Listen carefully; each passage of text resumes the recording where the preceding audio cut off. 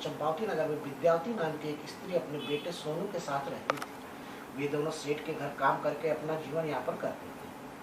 हर्षठ का व्रत था। इस व्रत को सभी पुत्रवती स्त्रियां अपने पुत्र के दीर्घायु तथा उन्नति के लिए करती हैं। विद्यावती ने भी यह व्रत किया हुआ था। इस व्रत में दूसरे दिन ताजा और गर्म खाना ही खाया जाता है, लेकिन भूलवश विद्यावती ने बासी और ठंडा खाना खा लिया। इससे हर्षठ माता क्रोधित हो गई, जिससे उसके पुत्र को एक अजगर ने निगल लिया। वह सारे दिन अपने बेटे का इंतजार करती रही, लेकिन वह नहीं आया। वह आस पड़ोस में जाकर पता करने लगी। उसी समय हर्षठ माता एक वृद्धा के रूप में उसके सामने प्रकट हुई और उससे कहा, तूने जो हर्षठ के व्रत के बाद ठंडा और बासी भोजन कर लिया, उसी के कारण हर्षठ माता क्रोधित हो गई है और तेरे बेटे को उठा लिया।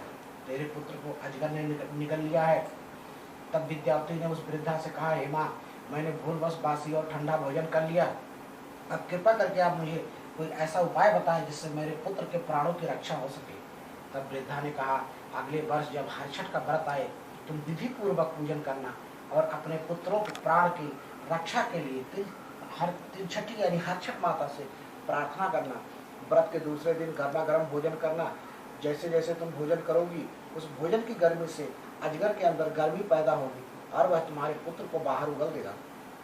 इतना कहकर वह वृद्धा वहां से चली गई। विद्यावती ने इंतजार के 1 वर्ष व्यतीत किए। 1 वर्ष के बाद फिर से हर्षठ का व्रत आया। विद्यावती ने पूरे विधि विधान के साथ पूजन किया। व्रत के पूजन के बाद भोजन बनाया और गर्मा गर्म भोजन किया। उस भोजन की गर्मी से अजगर ने उसके पुत्र को अपने पेट से बाहर निकाल दिया। विद्यावती का पुत्र अपने आप को जीवित पाकर बहुत प्रसन्न हुआ और शीघ्रता से अपने घर को लौट आया।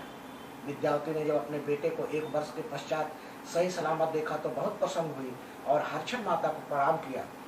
इसके बाद वह हर वर्ष हर्षठ के व्रत को विधि पूर्वक करने लगी। बोलिए हर्षठ माता की।